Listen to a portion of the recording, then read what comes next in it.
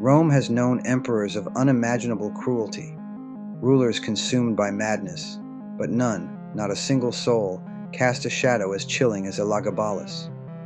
A mere 14-year-old, this enigmatic figure ascended to the imperial throne, twisting the very fabric of the empire, and so it was whispered, making the gods themselves weep in despair. Prepare to delve into a reign of terror, where ancient beliefs clashed with an identity so radical, it threatened to unravel the very foundations of Roman society. From the sun-baked sands of Emesa, Syria, emerged Varius Avitus Bassianus, a priest of the ancient sun god Elagabal. This deity, worshipped as a black conical stone, was alien to Rome's pantheon. Yet through the cunning machinations of his grandmother Julia Maesa, this boy, soon to be known as Elagabalus, was thrust upon the imperial stage. His claim to the throne, a fabricated lineage to the revered Severan dynasty, was a desperate gamble that paid off in blood and chaos. The Roman legions, weary of the Emperor Macrinus, rallied behind the charismatic youth. He arrived in Rome not as a traditional emperor, but as the living embodiment of his foreign god. This was the first tremor of fear.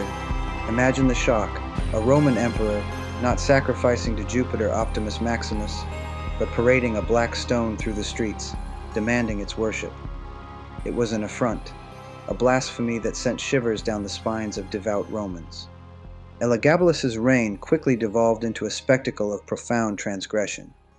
They worshipped as a living god, yes, but their devotion extended beyond the divine. Dressed in flowing silk gowns, their face painted in ritualistic colors, Elagabalus defied every Roman expectation of masculinity and imperial decorum. In the hushed confines of the palace, they demanded to be addressed not as emperor, but as empress.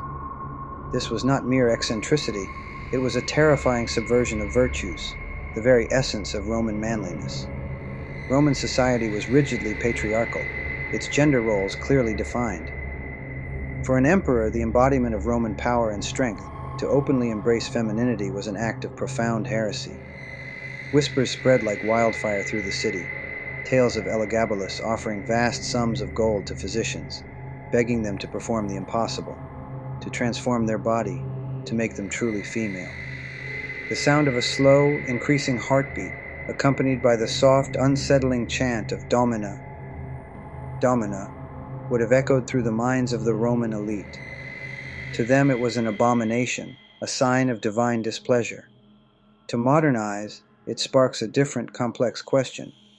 Was Elagabalus the world's first transgender monarch, a soul trapped between roles, or simply a figure so consumed by power and a unique identity that they shattered every societal norm? The answer remains elusive, shrouded in the mists of time and the biases of ancient chroniclers.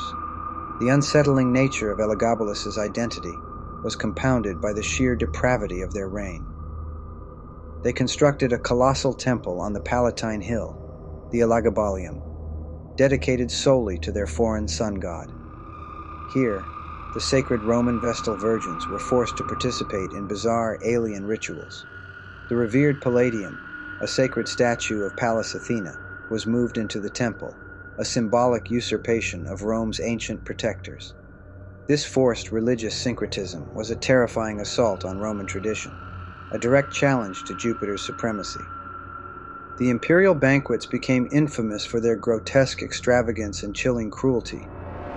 Guests were invited to lavish feasts, only to find themselves trapped in a nightmare. Imagine the horror of being crushed beneath a sudden, suffocating deluge of rose petals, a macabre rain of flowers designed to entertain the emperor's twisted sensibilities. Other guests simply vanished, swallowed by the labyrinthine corridors of the palace. Rumors of human sacrifice, of dark rituals performed behind closed doors, spread like a plague. No one, it was whispered, left the palace alive once they had incurred the emperor's displeasure. Elagabalus's personal life was equally scandalous and disturbing.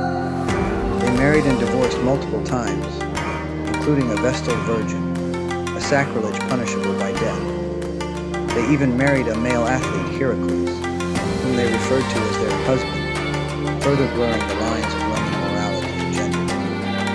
These acts were not just shocking. They were seen as an active dismantling of the social order, a deliberate provocation that instilled fear and disgust in the Roman populace and the powerful Senate. The Roman elite, particularly the Praetorian Guard, could tolerate the religious fanaticism and the lavish decadence, but the constant assault on Roman values and the emperor's increasingly erratic behavior became unbearable. The fear was palpable, fear for the stability of the empire, fear for the very soul of Rome. The Senate, once a powerful body, was reduced to a terrified spectator, forced to endure the emperor's whims and insults. Julia Maesa, the very grandmother who had engineered Elagabalus' rise, now saw the danger. The emperor's actions threatened to bring down the entire Severan dynasty. She began to groom Elagabalus' cousin, the young Alexander Severus, as a more palatable alternative. This move sealed Elagabalus' fate. The Praetorian Guard, disgusted by the emperor's effeminate behavior and perceived weakness, finally revolted. On March 11, 222 AD, the nightmare reign came to a bloody end. Elagabalus, along with their mother Julia Soaemias, was dragged from the palace, murdered, and their bodies mutilated. Their corpse was paraded through the streets of Rome, a gruesome spectacle of public condemnation, before being thrown into the Tiber River. The Senate immediately issued a damnatio memoriae, a decree to erase Elagabalus from history, to condemn their memory to oblivion. What truly haunted Elagabalus? Was it the intoxicating allure of absolute power, or the profound pain of being born into a world that could not comprehend their true self? Some say their tormented spirit still lingers within the ancient ruins of Rome, dressed in silk and stained with blood, a phantom caught between gods and gender, forever seeking an identity denied. The wind howling through the crumbling arches of the Palatine Hill, a faint unsettling laugh echoing in the silence, serves as a chilling reminder. Rome tried desperately to erase them, to scrub away every trace of their existence. But legends, especially those born of such profound fear and transgression, do not die easily. The story of Elagabalus endures, a terrifying testament to a reign that pushed the boundaries of Roman society, morality, and identity to their breaking point.